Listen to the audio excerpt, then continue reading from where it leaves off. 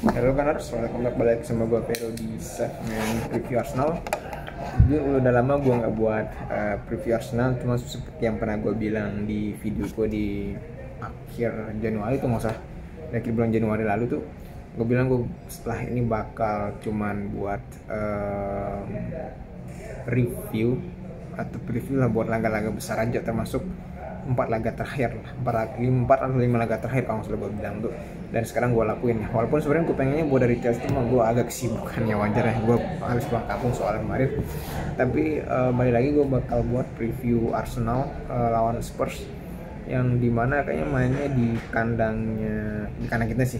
Kalau yang MU itu nanti di kandangnya MU sih. Tapi lagi yang di Spurs, ini berdasarkan gue nonton match Spurs yang 3-4 minggu yang lalu dia lawan Brighton masalah.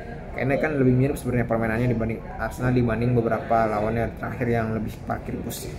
Dan gue melihat bagaimana permainan Spurs lawan Brighton itu, yang perlu diwaspadai sebenarnya adalah counternya Spurs aja sebenarnya.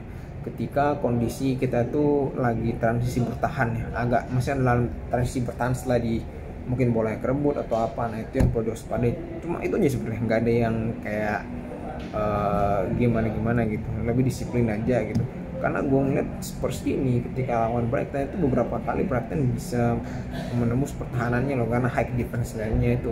Kudunya dengan Arsenal ya, kudunya dengan tim-timnya high defense ini bisa menguntungkan Arsenal, karena gue liat Arsenal di musim keempat ini tuh lebih fleksibel mainnya, nggak yang harus kaku banget menyerang. Kalau misalkan lawan lebih menguasai bola, Arsenal bisa aja kayak lebih bermain strategi pressing di babak sendiri gitu, jaga bukan parkir bus ya, tapi lebih pressing di babak sendiri yang dengan counter attack-nya mungkin dari Trossard atau Martinelli dan si Havertz mungkin, kalau misalkan masih pakai false line kayaknya itu harusnya bisa sih. Dan gue harap itu bisa mengacak-acak ya, karena beberapa kali high defense line-nya Spurs itu yang terlalu maju itu bisa dimanfaatkan oleh Brighton gitu, dengan permainan one touch-nya dan permainan indahnya bagusnya itulah. Nah, sedangkan dari Arsenal buat gue janganlah nurunin Zinchenko ya, apalagi Zinchenko udah agak jarang main di paruh kedua musim ini. Dia lebih sering kayaknya Kiwior maupun yang lain gitu. Dan gue lebih bagus nurunin Tomiyasu sih, itu lebih bagus sebagai bek kiri gitu ya, karena dia lebih bisa ngebalance kalau Tomiyasu dibanding Zinchenko. Dan buat gue yang perlu diwaspadai dari pemain Spurs adalah sebenarnya sih lebih ke Son aja sebenarnya. Kalau misalkan Son main yang baik dari kiri maupun striker, sisanya tuh kayak ya sebenarnya asal disiplin itu pemain Arsenal bisa menjaga lah trio penyerangnya gitu. Buat gelandang kreatifnya si Medisa sebenarnya nggak yang buat gue sih nggak yang berbahaya banget ya. Beberapa passingnya emang visinya bagus, cuma emang timingnya ngebut di beberapa passing bagusnya masih bisa di-block oleh Spurs, dan buat gue itu Arsenal bisa.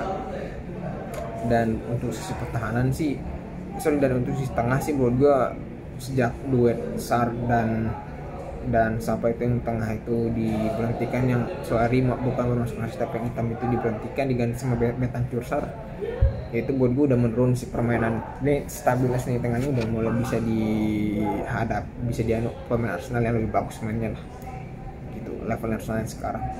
Oke, dan buat gue itu yang kayaknya sekilas aja deh, dan itu aja sebenarnya yang perlu kita hadapi, counter attack-nya Spurs. Sisanya sih sebenarnya nggak perlu takut dengan pressing maupun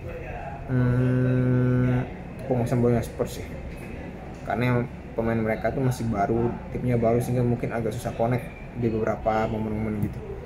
Beberapa kali mereka bisa keep up, beberapa kali mereka gagal, termasuk kalah lawan Newcastle dan lain-lain. Gue segitu aja dari gue.